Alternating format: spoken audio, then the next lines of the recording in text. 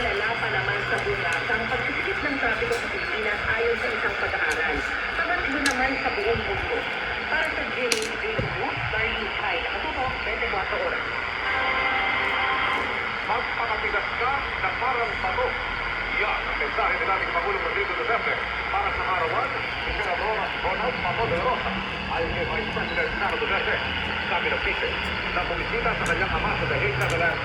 Nagpaabot ng pagbati ang dating Pangulong Peng de la Rosa na mahigit 2 buwan nang nagtatago. Sa gitaya ng isang usapan pero hindi naman kumpirmadong ulat na may arrest warrant na laban kay de la Rosa mula po sa ICC, Causailong Warrant Judge. Noong siya pa ang POCG ng Administrasyon Duterte. Ayon naman sa abogado ni De La Rosa, hindi pa niya nakakausap ang senador at hindi na rin nagsasagot kung nasa bansa pa ito. Handa pa rin silang sumagot kung sakaling sampahan ng ethics complaint ni De La Rosa dahil sa matagal nang hindi pagpasok ng Senado. Umahasok silang kakaliga ng Congress. Pagka ganun guilty yan naman. Session for February para kina De La Rosa dahil Pangulong Duterte. Probably if there is a decision by the Supreme Court on the matter, clarifying the rules. And I think I can only predict that he might serve it.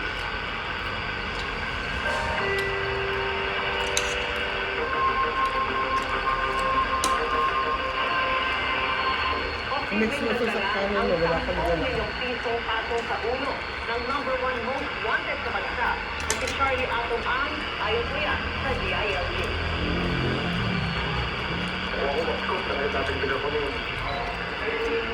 Sabi ni Interior Secretary John Vic Remulla, 14 na lugar na ang kanilang sinilip na posibleng kinaroroonan ni Ang, pero hindi mo pa rin siyang makita.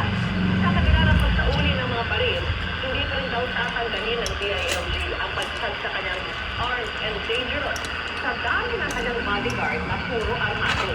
Kaugnay naman sa nawawalang high-powered firearm na M16, sinabi ni Remulla na kailangang pirmahan ng negosyante ang affidavit of loss. Sa gitna ng patuloy na aktibidad sa puntang ngayon, may mga residente na rin bumabalik sa 6-kilometer permanent danger zone.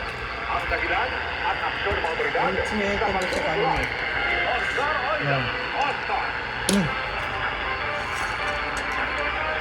Yan din, makiya mahigpit na pinatatawan, meron pa rin pabalik-balik sa loob ng 6-kilometer permanent danger zone upang magpakain ang kanilang mga alagang hayop. Kaya kanina, pinangunahan ng lokal na pamalaan ng Legazpi City ang pagliligas sa mga nasabing hayop sa mas ligtas na lugar. Oh. Okay na to. Nalok kita mo ha. May ng kanyang baka si Ana Marie habang patungo sa itinalagang animal pooling site sa barangay Manibit sa Legazpi City, Albay. Di ba na kaya? Pakapagod.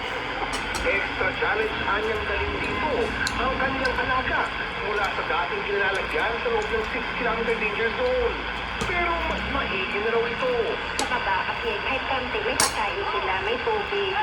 Kasi kung nasa itaas kami, walang tubig doon. Kasi puro na ako. Sa tulong ng lokal na pamahalaan, nailigas kanina ng mga magsasaka ang kanilang mga alagang hayop para hindi na sila magpabalik-balik para puntahan ang mga alaga. May malayos kami ng yung nag-aalaga ng mga hayop, tumatapon, tumataas kami dyan.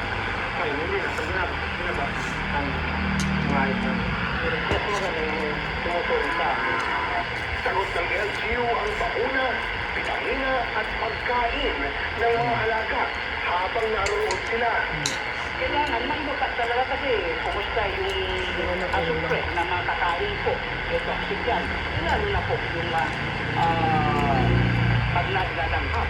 Bahagi po na paghanda ng LGU para matiyak ang kaligtasan ng kanilang mga kababayan. Kasaling itaas sa alert level 4 ang pulkano. Ano ito na nga ma? Pakiusap ng kinaukulan mula na Ano pa ilan ma? pang bumalik sa loob ng 6-kilometer permanent Sa danger mga zone. kinakain.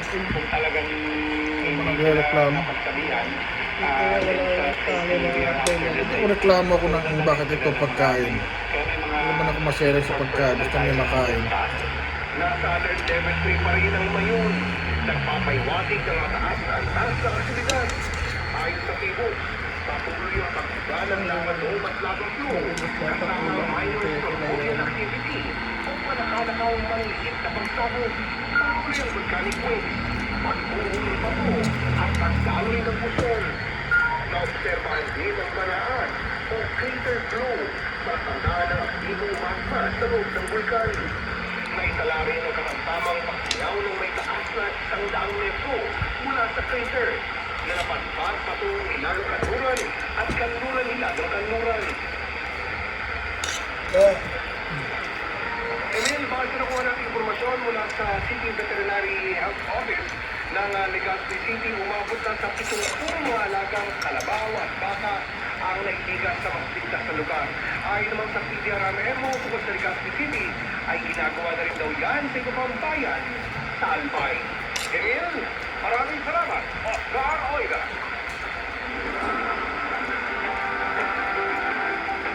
Kapag simula pa lamang ng taon, agad sinubok ang katatagan ng mga taga-Katanduanes dahil sa mga pagkulang nagdulot ang malawakang pagbaha doon. Kaya sa ilalim ng Operation Bayanihan, nagtungo ang GMA Kapuso Foundation doon upang maghatid ng tulong. Hindi pa man tuluyang nakakabangon ang probinsya ng Catanduanes mula sa pinsang naginiwan ng Super Typhoon Uwan noong Nobyembre. Muli na naman silang nakaranas ng walang tuking na buhos ng ulan dulot ng shear line na sinundan pa ng bagyong Ada nitong nakaraang linggo. Hindi dumating yung ata. More than 200 millimeters kasi yung dito sa amin. So, nagkaroon tayo ng pagpasasasa ng window. And then, sumabay pa po yung high tide. Sa barangay Almahela, sa bayan ng Riga, mahigit sa linggong na isolate ang mga residente matapos umapaw flow sa kanilang lugar na nagdulot ng mataas na pagbaha. Walang pagtao po, yung iba nga po mga residente, lumalapit ako sa akin, kapag po magkaroon ng pagkain sa aming lugar. Sinjuki, sa anak buhay, ang mga magsasaka ng amaka doon, gaya ng Loreto. Bukod kasi sa mahirap ito ibenta dahil walang madaanan, hindi rin sila makapagsilas ng amaka. Kapag nabasa raw sa Facebook, sa halip na maibenta ng 80 pesos kada kilo, bababa ang presyo ng 50 to 60 pesos. Pagpatulan, nagiging marupok. Kasi hindi ito natutuyo. Isip muna kami, kung talagang wala-wala nakibili na sa limang lumusok sa bukid. Kaya sa ilalim ng Operation Bayanihan, nagtungo ang GMA Kapuso Foundation sa Catanduanes para maghatid ng tulong sa mga apektadong residente.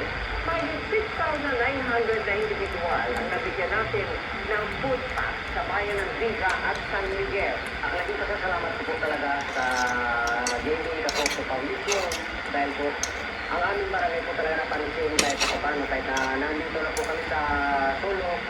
At kung nais mag-donate, maaari po kayong mag-deposito sa aming mga bank account o magpadala sa Subuana Lubos Care. Pwede rin online via Visa, Shopee, Lazada, Globe Rewards, at Metrobank Credit Card. Huli na namang nanaigang bayanihan mga kapuso dahil nagtuloy ang ADM Cares ng $100,000 para sa mga kababayan nating mukhang nasalanta ng bagyong Sino noong nakaraang taon. Ang donasyon na ito ay gagamitin sa ating school development project sa Cebu, kung saan nandun natin ang matibay at komportabling sinit-aralan para sa mga mag-aaral.